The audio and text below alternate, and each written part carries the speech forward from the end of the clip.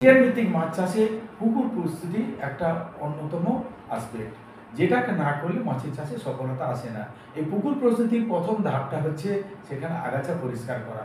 আগাছা যদি পরিষ্কার না করে সেই পুকুরে মাছ চাষ করি, তাহলে কিন্তু সেখানে কিন্তু ভালো ফলন পাওয়া যাবে না। কারণ সেখানে যে প্রাকৃতিক খাদ্য এখানে প্রায় উৎপাদন হয় না, তাই এখানে জলটা প্রায় পরিষ্কার থাকে। তার মানে প্রাকৃতিক খাদ্য না থাকার জন্য মাছ কিন্তু যে ন্যাচারাল ফুড থেকে যে গ্রোথ হয় সেটা কিন্তু হবে না। এছাড়া যখন আমাদের আগাছা থাকে, সেই জায়গায় সূর্যের আলো সেটা কিন্তু পর্যাপ্ত পরিমাণে নিচে ঢুকতে পারে না।